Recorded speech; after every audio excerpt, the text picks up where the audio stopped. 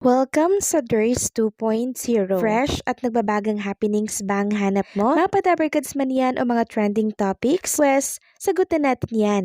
Kaya naman isubscribe nyo na ang ating channel para sa mga nagbabagang balita everyday. Welcome back again sa ating YouTube channel mga kadabarkads, and for today's video, ang pag-uusapan natin ay tungkol sa mga importanteng kaganapan sa loob at sa labas ng Itbulaga.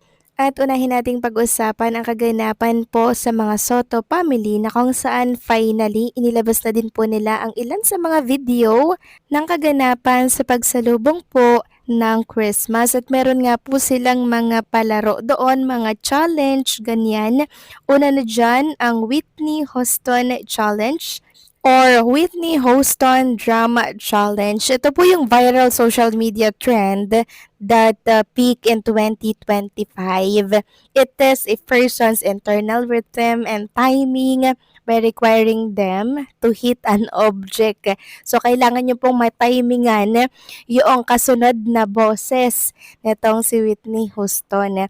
And alam nyo mga kadabarkads, ang nakakatuwa dito, nilampaso po ni Ma'am Helen Gamboa ang Soto Brothers. Kasi siya lang po ang bukod tanging nakatiming mga kadabarkads. Sila Bossing Big Soto, talo po ni Ma'am Helen Gamboa, at pakatapos nga po noon, grabe po yung palakpakan, yung hiyawan, kasi isang Helen Gamboa, tinalo ang Soto Brothers. So kahit saan po talaga namang ginawa nila itong challenge ngayong Kapaskuhan. Ito talaga yung viral ngayon na challenge na kung saan ini-enjoy ng ating mga kababayan. Samantalang pinakita naman po ni Maine Mendoza ang kanyang selfie kasama po ang kanyang asawa ni si Quezon City 1st District Rep Arjo Atayde sa harap po ng Christmas tree, at bumati nga po ng Merry Christmas everyone. So, sobrang laki talaga ng bahay ni Maine Mendoza, mga kadabarkads.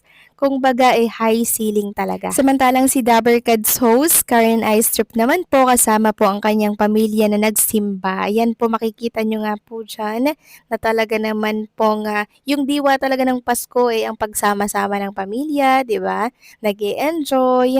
Yan po talaga yon mga kadabarkads. Hindi lang ito sa foods. Ang foods kasi bonus na lang yan na may pagsasalu-saluhan ang buong pamilya. Ang importante talaga dito yung magkasama-sama, magka-bonding, 'di ba, at magkita-kita. Samantalang sa mansyon naman po ni Paula Ballesteros, syempre, nagbukas sila ng mga regalo, at talaga namang nakita natin na sobrang saya nila sa mga regalo po na natanggap nila ngayong Pasko. Maliit man yan or malaki, ang importante na alala tayo ng mga mahal natin sa buhay. At ito nga po pala mga kadabarkads, nakalimutan ko pong ipakita sa inyo itong picture ni Bossing Big Soto kasama ang Soto family na kumakain po sila sama-sama sa isang hapagkainan. Ang sarap lang pong makita, di ba?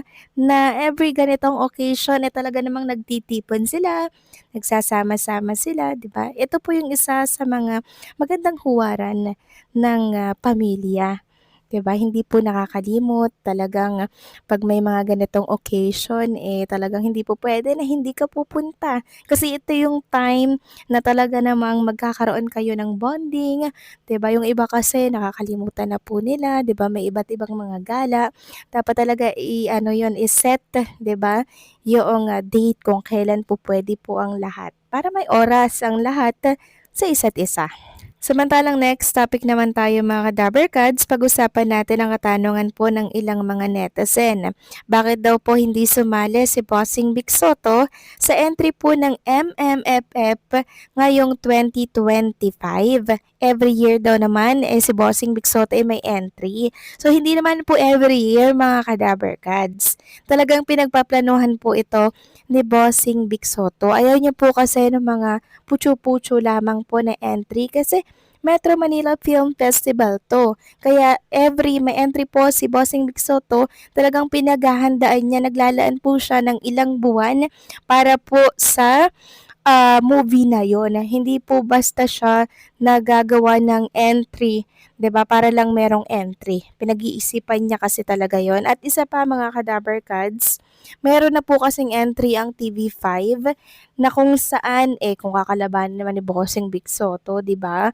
Meron na po yung Manila's Finest na kung saan ang producer nga po nito ay ang Media Quest or ang TV5 at ang bida nga dyan ay si Piolo Pascual. Kasama niya po dyan si Ashtin and syempre nag-promote na rin po sila sa Eat Bulaga. Kung baga nagbigay daan si Bossing Big Soto sa produce po ng Media Quest or ng TV5. Walang iba kundi po ang Manila's Finest. So ipag-pray natin na by 2026 meron pong entry si Bossing Big Soto. And speaking of Manila Film Festival, sino-sino na nga ba ang mga nangunguna dyan?